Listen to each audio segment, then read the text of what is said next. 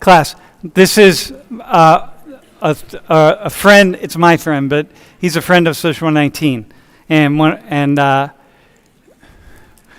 Rashidi, are you unmuted? Say something so we see if we can hear you. Yeah.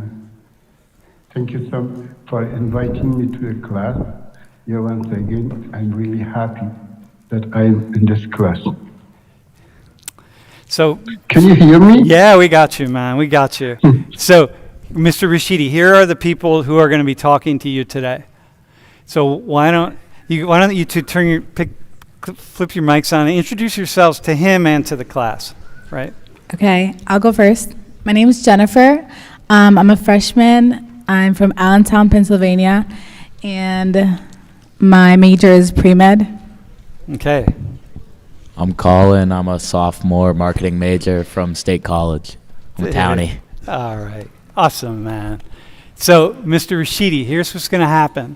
I'll turn you around so you can see the class. So, first off, let me say something about Mr. Rashidi. So, he and I have been friends for, I don't know, a while. 8 years, maybe? I don't know how long we've been friends. Yeah. 8 years? 8 years. Mr. Rashidi's from Kabul, Afghanistan. But when the government fell, he got out of Afghanistan and is now living in Gouda in the Netherlands. So, and Lori and I were just over in Gouda visiting with him and his family. So he lives in Gouda with his wife and 3 children in the Netherlands. So we were just there in June, and is learning Dutch. Yep. It's never too old to learn a language, my friends. So here's how we're going to operate today. First off, the other thing about Mr. Rashidi is whenever I introduce him, I always say that I've had the good fortune of really traveling a lot. I've dedicated myself to meeting people all over the world. And I will say that I always introduce Mr. Rashidi as the kindest soul, the kindest human being I've ever met in my life. So that, if you want to know what kindness, pure kindness looks like, that's it right there, my friends. Okay? So, here's what's going to happen, Mr. Rashidi. I'm going to have a class. See these 2 folks right here, and then later these 2 right here on the end with the name tags. Say hi. Yeah, Brady and Chloe. They're going to come up. And what I'm going to do is I'm going to make 2 different arguments. I'm going to talk about Columbus Day and or Indigenous Peoples Day. And I'm going to make 2 different arguments. Okay? And your job is to remember what I say. You might need some notes. Does anybody have paper? Do you have paper and pencil? You do? Do you have paper for her also? Yeah. You guys are going to need some paper and pencil, but we'll get that. Your job is going to be to take notes, to remember, however you want to do it. When I get done, you're going to have 5 minutes to explain to Mr. Rashidi, make the argument that I just made in class. And you're going to do the best that you possibly can in doing that, okay? And you're going to make it the best you possibly can in class. But then what I'm going to do is, Mr. Rashidi, I'm going to turn around and I'm going to make the opposite argument to these 2 lovely souls over here. And they're going to do the same thing. They're going to try to remember it, and they're going to take about 5 minutes and try to convince you that their argument is correct. So your job will be to listen to what I say and really get it, believe it, because it's actually all true, as theirs is all true. It's 2 different perspectives on a very hot button issue. And then your job is to think about what I say, memorize, like take notes, etc. And you got 5 minutes to convince Mr. Rashidi that argument is the best one. And then, Mr. Rashidi, your job is to decide which one you believe is most important. All right? Okay, good. All right, man. So for the moment, we're going to take you off screen while we do our thing here. And we'll bring you back. When I'm done with the first segment, we'll bring you back, and they'll make their argument, and then I'll do another one, and then we'll bring the other two volunteers up. Okay? So it's Good. Colin and, you see Jennifer? And Jennifer. Colin and Jennifer. Okay? All right, man.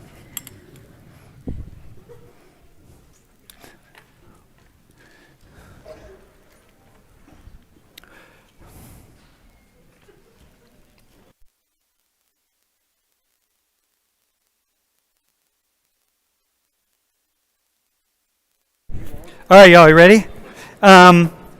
You can go with the first slide. So here's where we're at. Okay, hang on, we're starting. For some reason the system just froze, and it might be because of Zoom. All right, hang on. We ready? All right. So I'm calling this what we choose to see, because my experience of things is that First of all, most of us get some kind of sense of how the world operates. You know, we're socialized by a particular family. We're socialized in a particular community, and in that sense, we start learning certain things about how the world is, right? Like, for example, the Earth revolves around the sun, and you grow up in that community, or that some of us live in a community that says, hey, vaccines work. Vaccines are awesome, and you should get a vaccine, and they are really amazing. And others of us, are in families where, a lot of your families probably said, like, no, don't trust vaccines, and, this sort of thing. And so you start going down that path. And if you're like most people, you probably mostly don't take a lot of time to think about what the other perspectives are. And it's not because, sometimes it's because we don't want to know, right?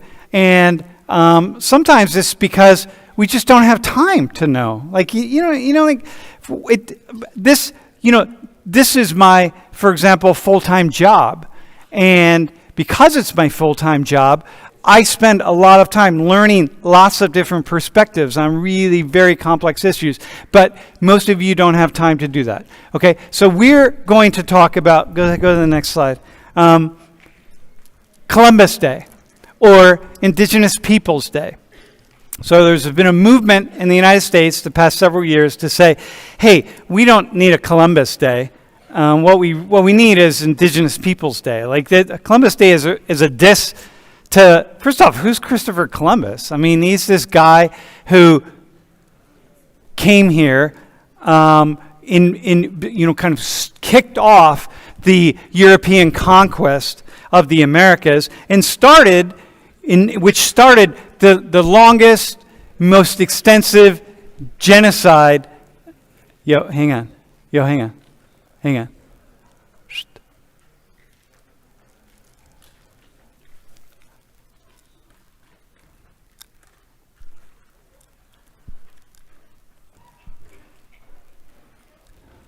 Hey, by the way, put your phones away.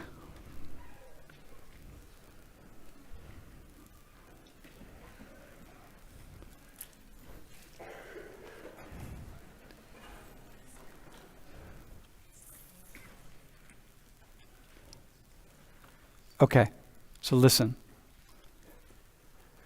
The idea is that Christopher Columbus symbolizes the most extensive, longest-lasting genocide in human history, which happened right here in the Americas with the indigenous peoples of the Americas, from the southern tip of Chile up into Canada. It's the most extensive genocide.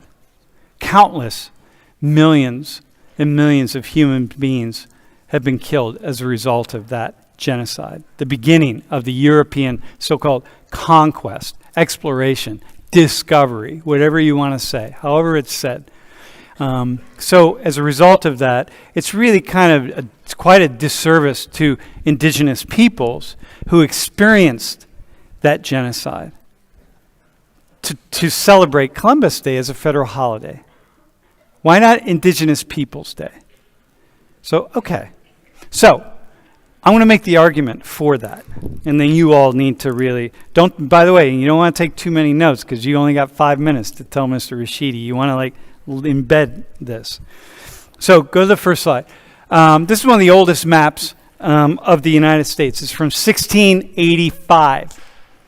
And you will notice on this map all of this empty space here. And the empty space, of course, is because that Europeans hadn't started to name these areas. This is the United States. I mean, obviously, here's what would be the border of Mexico and so on in the United States. And so we hadn't named all that space. But the truth is, go to the next slide, this was all indigenous lands. Every bit of this space had people living on the land. Every part of it was owned by somebody else. So clearly the Americans, or the Europeans who came didn't discover anybody, because you can't discover anybody who already know they exist. They just were new to you. And pretty quickly, when people realized who was here, the idea was to identify them, or what happened was they were identified as savages and lesser human beings. Okay? Well before people the African slave trade started, well before everything. So here, all of this is just kind of a sense of things. Today, in the United States, do the two of you know how many federally recognized Native American or American Indian tribes are there in the United States? Do you want to take a guess? What do you think? This will be. Go ahead, bro. Go ahead. If I'd take a random guess, I'd go with about 25. By the way, you're white dude you have red hair, so what do you got? Where's your ancestry from? Ireland? Okay, your ancestry is from where? Dominican Republic. The DR. Now, she should have an idea of this answer, right? Go ahead. I don't. Go ahead, I don't what at would all. you say? I'm assuming it's a really low number, maybe 12. Yeah, you went in the wrong direction. It's actually a high number. It's over 700, right? And so this is the idea that, which is what most people say. They're going to say 12, and they're going to say 3, 12, whatever, right? 20, 25, 30. But the fact is, this is indicative of how we think about Native peoples or American Indians here in this land that by and large have been forgotten. And the idea is the United States, to a great degree, has this the U.S. Forget about the other nations, right? Forget about the indigenous peoples of Espanol, of your land, right? This, to a great degree, this country has no soul if we look at this map. Because the idea is that, these Europeans came searching for a better life, not that they came and kicked people off their land, killed them, genocided them, and so on and so forth. That doesn't fit with the story of what a great nation this is. You can't tell that story. And so you have to tell a different story. And so if you say, well, listen, even today there's over 700 federally recognized tribes, it's that doesn't fit with the story. Okay? So that's the first thing I want to say. That maybe we have Columbus Day and we don't have Indigenous Peoples Day because we've made Indigenous peoples invisible. So okay, why don't we have this as a federal holiday? Do you think it's more about ignorance or bliss? I think it's a little of both. Yeah, that's a really good question. I would say it's a little of both. All right, next slide. So therefore, when I look at this character on the left in this cartoon, and I think about people making the argument of these illegal immigrants come here, they use our resources, they take our jobs, all of these sorts of things, I think of the person on the right, somebody who's indigenous, and think that would be my response. Dude, seriously? Or the next slide. Look at this next one. Time to reclaim, America from illegal immigrants. We never think about this from the perspective of American Indians. And from that perspective, I'm illegal. Well, my ancestors were illegal, and I am the progeny of illegal people. You're illegal, right? You're kind of in between, right? As someone who's has indigenous blood, right? Because you have indigenous blood, I can see in you. So, but we don't look at it from that perspective, okay? And so, all right, let's reframe how we think about all of these questions. And if we start thinking about Indigenous Peoples Day, then we have to wrestle with questions like this that are really very, very difficult to wrestle with. Because I don't know, what do you say? What do you say to people of European ancestry like Colin? It's Colin, right? Not Colin. Colin and myself. Right? You say, where's he going to go back to Ireland? Most of my ancestors are from Ireland also. We going to go back to Ireland? What's that? We're not going to do that. So it's something to really wrestle with. Okay, next slide. And then what we do is we create caricatures of Indigenous peoples, right? So we want to marginalize them. We want to isolate them. We want to turn them into invisible people so we don't have to deal with the fact that the largest, most extensive genocide in human history happened right here. We can't deal. What are you going to teach your 5-year-olds that? When you hold the flag up and you salute to the flag and you sing the national anthem, where in singing that national anthem are you going to think about, whoa, yeah, the Star-Spangled Banner, genocide, Native peoples.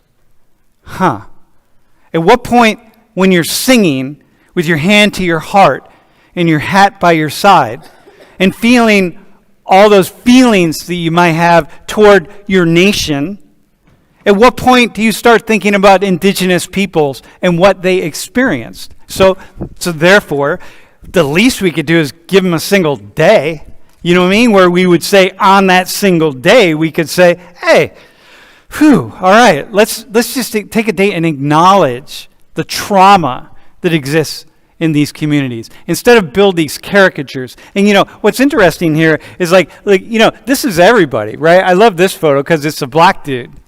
It's dude, you're black. I get your Redskins, which now have changed their name to the Commanders or something. What is it? Yeah. Commanders. But Redskins. But dude, how about if it were the Blackskins? The St. Louis Blackskins. It's oh no, that'd be racist. Well, fucking Redskins is pretty racist too. And not only that, but you're wearing these feathers and stuff. Dude, do you have any idea what the ceremony of feathers are? You don't do that. So this isn't just when you think about America and the U.S., don't just think about white people. Every black person in the United States that owns land has that land that is on land that was drenched in red blood, just like everybody else. That also is stolen land.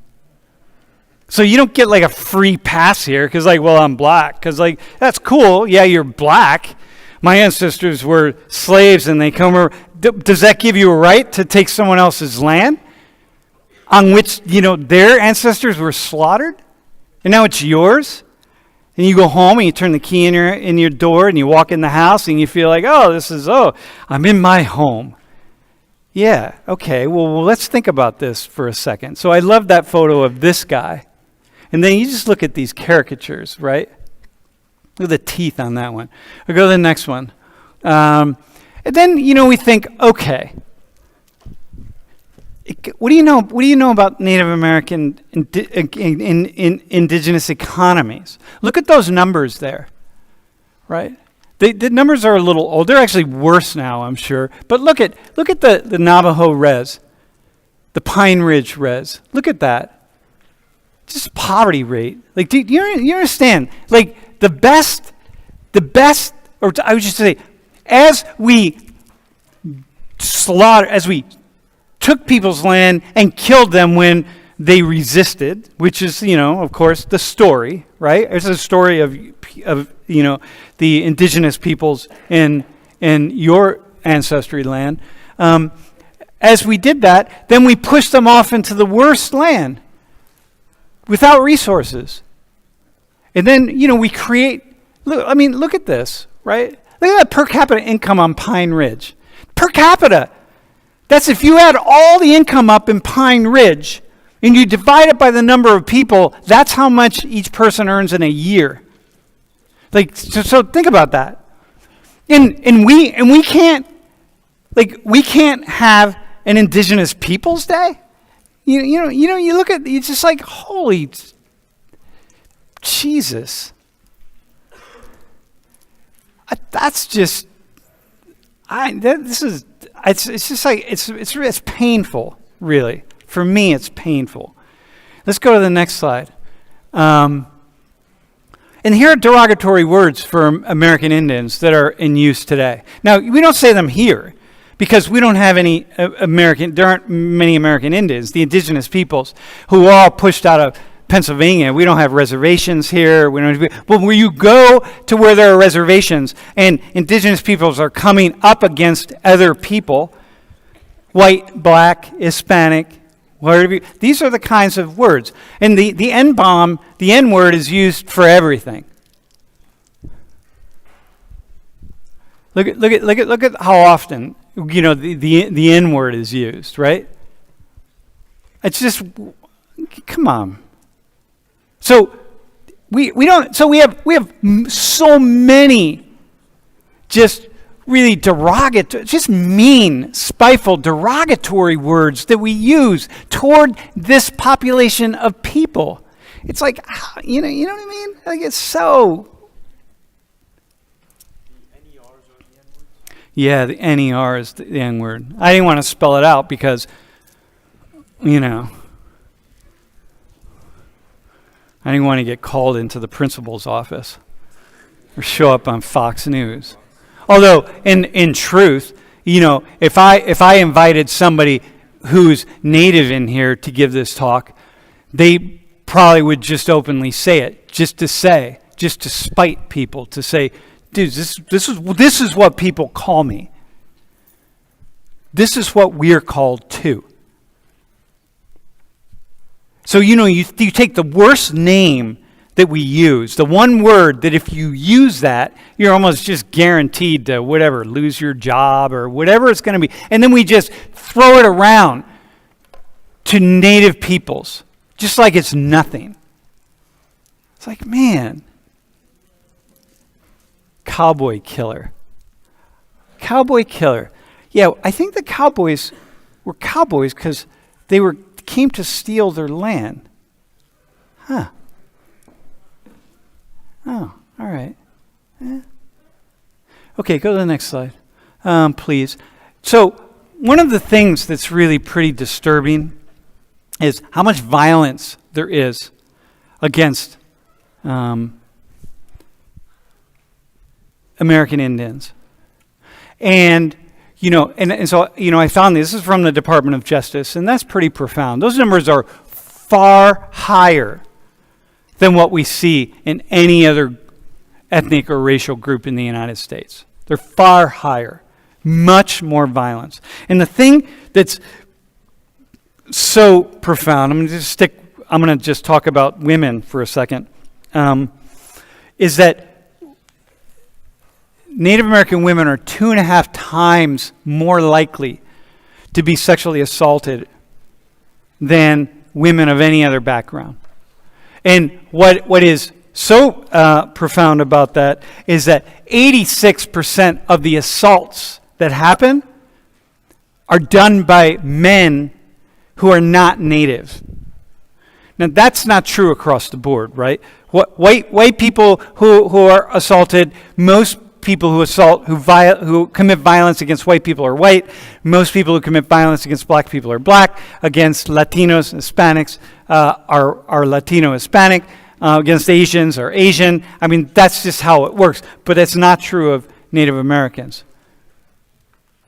And 86% of Native women. In fact, the epidemic of sexual violence against Native women is such that I remember a conversation that DJ, who's the assistant director, the chief of staff at World in Conversation, was having with some Native women out in the White Lake Res. And they said, for us, it's not if we are sexually assaulted.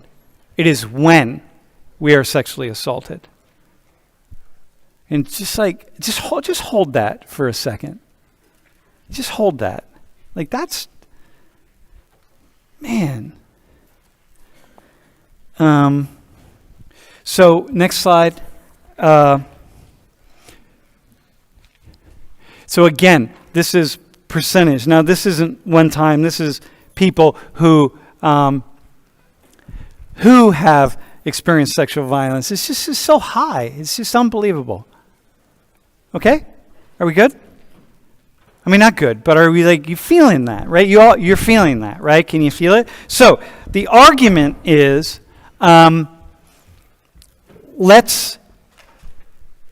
it's like the lead. Well, how are you're going to make the position? Can you, can we get Mr. Rashidi back on?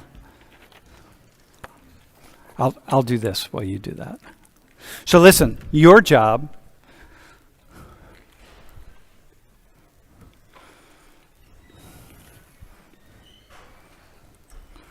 is you can go kind of back and forth, play off of each other, however you want to do it. And do you see him there? Oh, there he is. Okay, awesome. Oh, hang on. I tripped on this.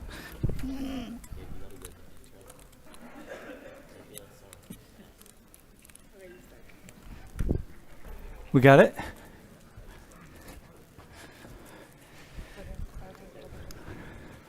Mr. Rashidi? Okay, so Colin and Jennifer are going to make an argument to you. You can go to the next slide, by the way, about Indigenous Peoples Day. Go ahead, my friends. So we're going to make the argument to you that Indigenous Peoples Day should replace the holiday of Columbus Day. And this is for a numerous amount of reasons, but one that we'd like to highlight is how Columbus Day is celebrated for taking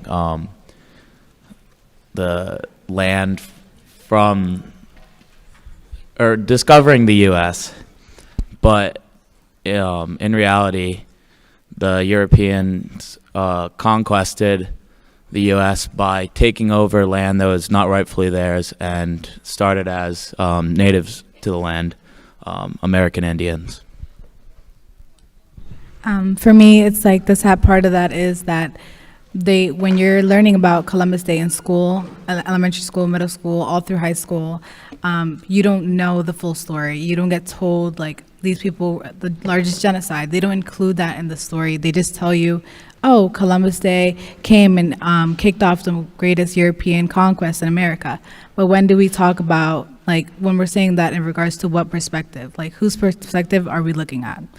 Because for me, it's like, I've never even heard about the other side up until, like, in the most recent years. Coming to, like, my last few years of high school up until now, that's when I'm hearing about, like, the Indigenous people side. And, like, this is going on for years, hundreds of years, and people are just now coming to see this other side. So what I'm trying to say is, like it's just one day that we celebrate. So shouldn't we honor the people who have been going through the most suffering and are being pushed under the rug and hidden? Yeah, like she said, it's one day to recognize people who were here before us. They covered the entirety of the land that we call now the U.S., and they were not only kicked out from their land or moved to the side, but they were identified as savages, identified as violent, just because they were fighting for what they called home and protecting their families, their homes. And it's not only that we took it, it's that we took it in a violent way, by kicking them out of their rightfully on land. And on top of that, once we're pushing them to the side, we're not just like putting them somewhere safer or better. We're putting them somewhere where there are no resources. And with that, we're leading them to, like they're subjected to lower economic standing points.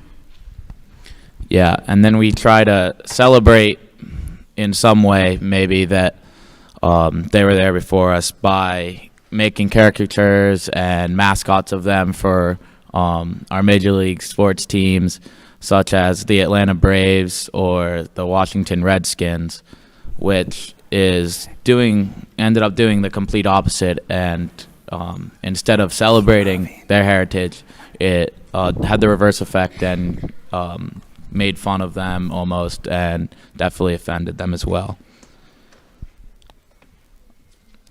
I think that doing the caricatures was just a way of like hiding up what they're doing. Like for so long we try to make them invisible, and now we're trying to, oh hey, we're incorporating them into like our biggest games of the season, but at what cost? Like at some point it has to be considered mockery, like we're mocking them and their culture. Right. It seemed like a cop out to kind of cover up and make us feel not as bad for our history.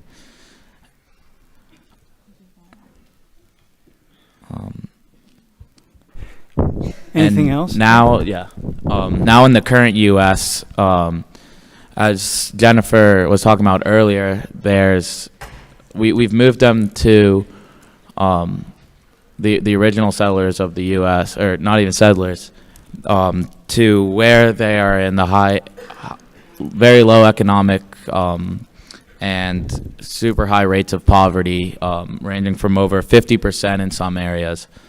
And then on top of that, we mock them with the caricatures, we move them out of their land, and then we're still violent to them. Over 80% of American Indians and Alaskan Natives have experienced violence in their lifetime, which is about 1.5 million. And over 90% of those violent acts are done by non-Indian or natives, which is just on top of the mockery, on top of taking their land. We still treat them like crap after all this. So Go ahead. it only seems fair to give them one day of the year where we're not celebrating taking over their land, but instead celebrating their heritage. Anything else to add? Any final thought? Okay. All right, Mr. Rashidi. Hey, nice job, by the way. All right. Mr. Rashidi, we will, okay, we're going to take you off the screen. We'll be back. All right, you ready? Okay, thanks, man. Nice job.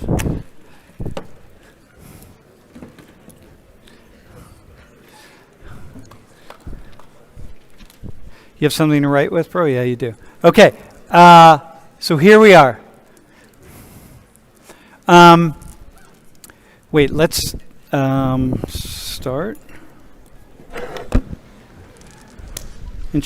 Introduce yourselves.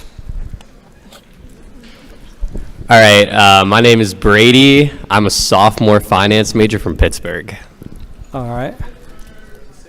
My name is Chloe. I'm a senior health policy and administration major from Scotch Plains, New Jersey. Scotch Plains. All right, cool. Hey, but what's your ancestry, by the way? German. German? So my mom is Irish and German, and my dad is from St. Vincent. Okay. So Irish also. So here's what I'm going to say. So we have this Columbus Day, right? Which became, at some point a federally recognized holiday. And then, there's a big push to turn it into Indigenous Peoples Day. But I'm going to argue that we should keep it at Columbus Day, okay? And then you're going to argue that. And you're going to then, of course, make the argument to Mr. Rashidi. And I have, I think, quite a persuasive argument to do that. No, not that maybe we have another day for Indigenous peoples or we do something else, but Columbus Day really matters. And let me talk a little bit about what it is and how to think about this. So, first off, the day, Columbus Day, go back actually. So the day is not about Columbus. It never really was about Columbus. And the day is really about the Catholics and in particular about Italians. And because Columbus was Italian and Columbus was Catholic, and I don't know if the two of you know, you're German, so you probably wouldn't know. Colin might have some idea of this because he's Irish. I mean, I had some idea of this, he's Irish.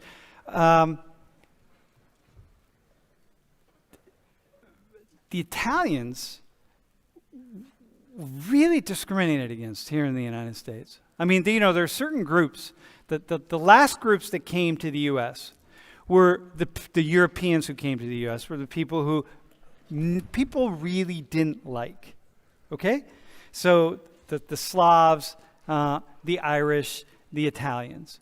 And so at some point in time, in order to address what people went through, you can go to the next slide, actually.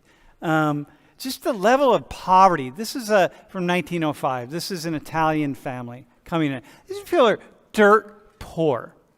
I mean, they are coming from nothing. We have this kind of story. The people who are critical of the story of the United States and immigration and want to support, just take a look at the emergence of slavery and support indigenous peoples and so on. What they miss out on is the majority of white people that came here didn't come with a lot of money and resources. And in particular in certain times, and in particular in certain places, like with the Italians. Like this was a period where the poorest of the poor, the Irish as well, were coming here seeking just to survive. They weren't coming here to take land. They were just trying to survive. And just like the two of you or people in this classroom, when you have nothing to eat, you may very well break certain moral codes that you have and steal from somebody else. And you will find all sorts of ways to justify doing that. And it may be against your way of being in the world, but you'll justify it. And most people would say, well, you're right to justify it. So these people, they had never heard of Native Americans. They didn't know anything about the land here in the United States and who owned the land and what happened in the genocide and one thing after another. They probably couldn't name a single tribe when they had decided to come over here. And it was hardly a decision. And so the idea is that Italians went through so much that people had this idea, wait a minute, hang on a second. Hang on, that's the first thing. The second thing is the hatred of Catholics. And this was a Protestant nation. That you've heard the term, the WASP term, white Anglo-Saxon Protestant. Okay, this was a Protestant nation. The founding fathers, so-called fathers, and all the women who were in their lives, the mothers, they're all Protestants. And there was a definitive war between Catholics and Protestants in Europe, of course. This is like, emerging out of the Reformation and people, and so many of the battles in the 17th, 18th, and 19th century in Europe were really about religion. People dying who were Catholic or Protestant. Here in this land, people didn't like the Catholics. They didn't like Catholic nations. They didn't like the Irish, Catholic nation. They didn't like the Italians, Catholic nation. They didn't like Slavs. They didn't like the Catholic Church, and they were afraid of the Catholic Church. And the Catholic Church was not the Catholic Church. The Catholic Church was the Holy Roman Catholic Church based in Rome. Rome is in Italy. And so therefore, anybody from Italy is an enemy of this nation right here. So it was really easy to hate Italians. So these people in this photo, they didn't just come here and suddenly have the world thrown open for them. They came here as people who nobody wanted, nobody trusted, and people hated and disliked. And they had to fight for every single scrap of food that they could possibly find. And I'm sure their situation was as bad or worse than Native Americans or American Indians in various places around the United States. And so, people who were Catholics and part of the church had this idea, wait a minute, hang on a second. Columbus was an Italian. This entire Western Hemisphere, but we're now just talking about the United States, owes its existence to Columbus, who symbolizes that, hey, I'm going to open up this pathway so all of these poor, wretched people, whoever they are, could come to this new land. So this is because this is the story that we tell here in this country. And so if that's the case, why do you all hate Italians and Catholics? Because the person who opened the door in this land was an Italian Catholic. And so we have him. He's one of us. He's our person. So let's hold him up so that we can celebrate Italian Catholics. Because there was no other way to convince people in this country who hated Italians and Catholics so much. There was no other way to convince them that Italian Catholics are okay. Really, stop hating, man. Like, there's no other way. You can't make an argument like the humanitarian argument. All you can do is, let's appeal to Columbus. And so it starts. The first days in which people put together say, we're going to have this holiday and we're going to build it around Christopher Columbus. Okay? So it's about Italians. It's about wretchedness. It's about pain, misery, exploitation, hate. Okay? Next slide. I found this slide. These are Italians in a flop house in probably New York City. Just look, you just can't imagine how. I'm sure you can't imagine just how wretchedly poor the conditions were for people. Yeah. So you just sit with that for a second. And what did they go through? Right? Let me show you a few more slides. This is a political cartoon at the time of a KKK member beating off the hairy ape-like hand of Rome. Because, I'm going to show you a photo in a second, but the Irish and the Italians were often portrayed as apes. So the hairy ape-like hand of Rome that is coming into the United States, right? So the KKK, they didn't just hate black people. They hated other black people and brown people, really, because Italians weren't seen as white at the time. Even the Irish weren't seen as white. White people later all became white, but they weren't white at this time. They were separate races. So oh, man. And that's just accepted, like that kind of cartoon, right? So you see where we're going. Go to the next one. This was actually an article. I want to read a couple things to you.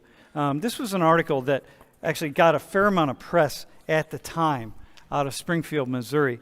And so one of the, and lots of people were reading the article, and one of the things are, these immigrants are not from desirable nations, right? This is science at the time, right? They present a higher percentage of inborn socially inadequate qualities than do the older stocks. And the older stocks would be the Protestants, your people, bro, the Germans. And in half of your people, right? They suffer from feeble-mindedness, deformities, and criminality. Okay? So a lot of times, now when the poorest of the poor came here to the U.S., then they could be exploited, right? Because if you're hungry, you'll do anything that you need. Hang on one second. If you're hungry, you'll do anything for a meal.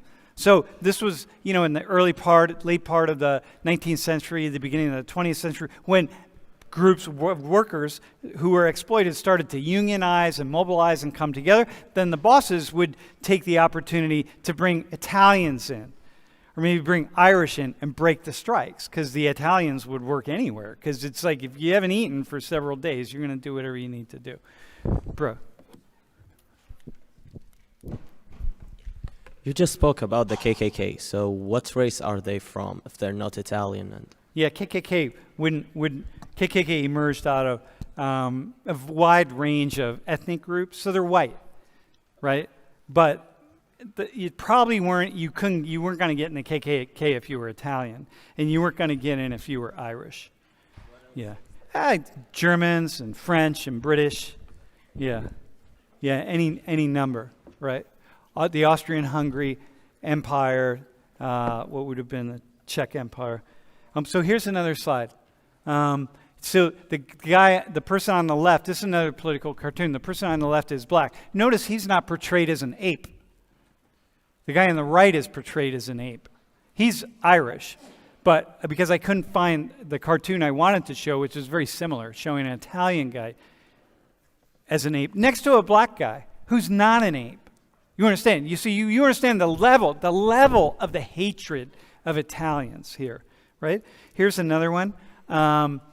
What's interesting, this is the WASP, right? What we would like to see, right? Which is the WASP taking these, the Italian guy on the left and the Chinaman, the Chinese guy on his left hand and the Italian guy on his right hand, and just picking him up and throwing him back into the Atlantic, right? And so you get a sense of how many, on the right, it's a sense of how many Italians came to the U.S. in that time, which is a lot. The United States didn't have that many people. All right, next one.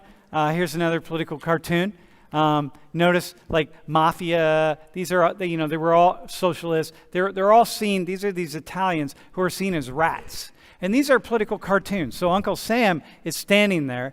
The slums of Europe are dumping onto our shores. The rats are coming onto our shores, and then Uncle Sam is standing there saying, like, okay, we're going to have to do something with these folks. These are political cartoons of the time. You understand? So this is really important. Like, you just can't imagine. So you watching this, you're seeing these kinds of things. So you can imagine how easy it would be to hate the Italians. Here's another thing, few things. No Italians allowed. 1888. The council passed a resolution to the effect that parties receiving the contract for paving East Washington Street shall bind themselves not to employ any Italian labor. Right? Italians not wanted. This is the Hartford Courant. This is in 1900. The business work and opportunity. Good steady barber, wages $15 straight. At 13, but no Italians. Right? No Italians. You see, this is just common at the time. You would just have these, you could have one ad. You just wouldn't employ any Italians. Next one, there were lots of lynchings of Italians. So people of African ancestry weren't the only people who were lynched in the United States. The second largest group of people who were lynched were Italians. And this was a lynching that happened. This is a portrayal of a lynching that happened where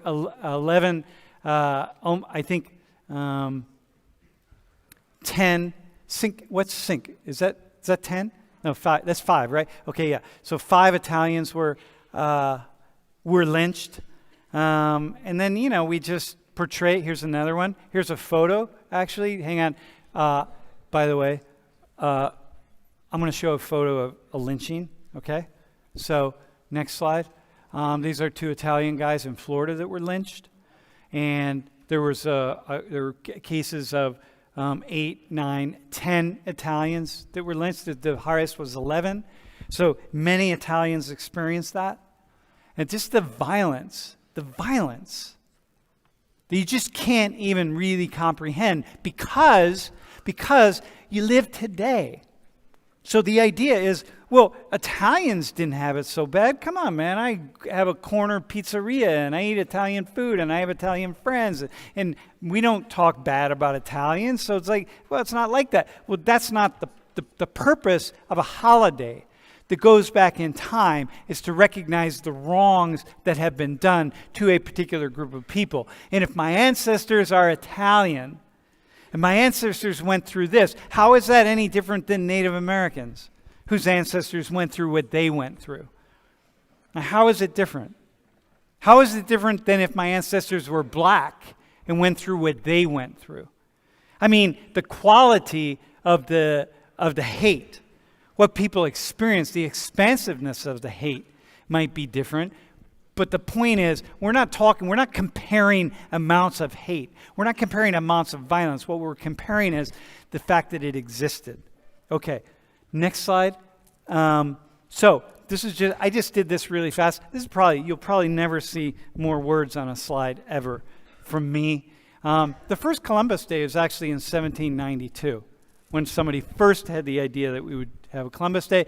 In 1869, it was officially Discovery Day in one state, and then in 1892, a one-time holiday, and then Colorado had the official Discovery Day. And again, what happened was they called it Discovery Day because that was the idea that you could hook the Americans into the idea of, hey, we Italians, an Italian discovered the land, because that's what people were using at the time. We don't say it now, but that's what people said at the time, so they used Discovery Day. So then in 1971, Nixon decided, hey, the second Monday of each October will be a federal holiday, and we'll call it Columbus Day. And then Biden proclaimed, he didn't eliminate the federal holiday, but he proclaimed that, hey, October 11th will be Indigenous Peoples Day. Okay? Now, are you ready? All right, man. You got it. All right, we're ready for Mr. Rashidi.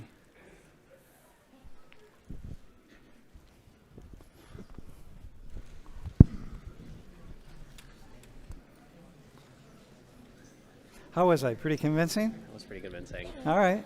I think this would be pretty convincing too. Mr. Rashidi. Okay, here we are. This is Brady and Chloe. All right, you can talk right into here, my friends. You are on. Tell them what you're going to argue.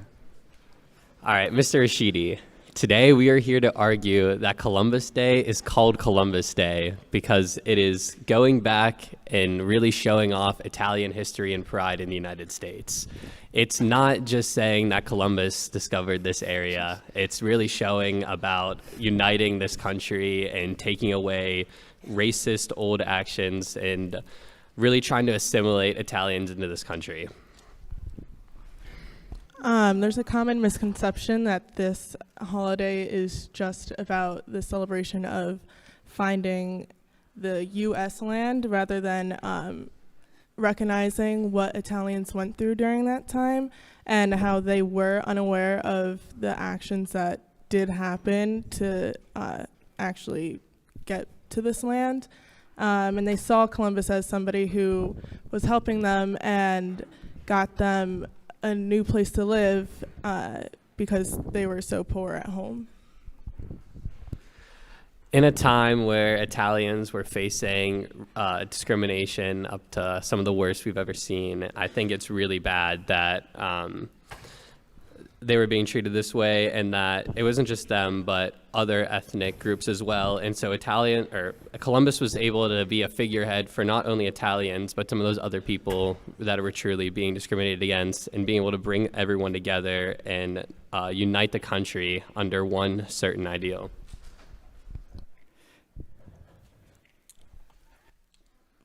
What Brady said about uniting the country and just being able to accept Italians into the community where now they're like fully in our society and stuff like that, and that would not be able to happen if Columbus Day was not a federal holiday here.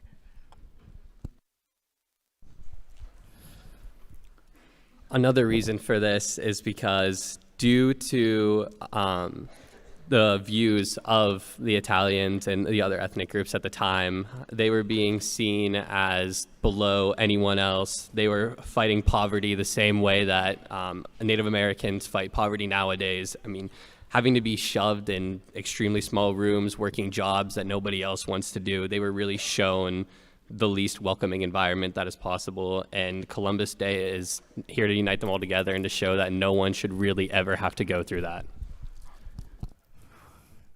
Anything else? Did you say something about where Italians came from? Like what conditions they were coming from? You did say that? Okay. Anything else? Mr. Rashidi? Yeah. All right. I don't want you guys to stay here. By the way, nice job. Yeah. Cool. Awesome. Mr. Rashidi. So, you can't pick them both, okay? Which, if you had to decide, would it be Columbus Day or?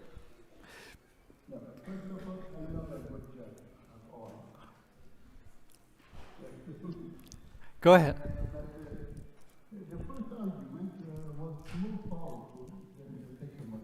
If I was asked before that class, yes, I would say the first one because it's more powerful. But this group, what we did, was good, acceptable. For me, good group, it's just holiday for Columbus Day or Indigenous people. Hey, hey! I have a question for you. What made the first thing more powerful? What do you mean more powerful? Can you say more about that? Yeah, more powerful because of that. They come from another land and they took the land and they pushed them out of the good area, in some places with no equipment, no. Yeah. And because of that, it's more powerful than the second one. Okay. All right. So, had you ever thought about Italians in the way that they just talked about Italians? Yeah, they were, but what I feel more about this, it is more European than Italian. Yeah, they were the same, just they had problems with each other. Huh. Okay.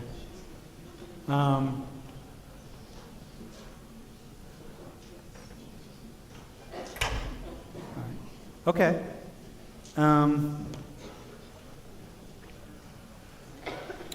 For me, I think that this is, of course, and from my perspective, it's both, right?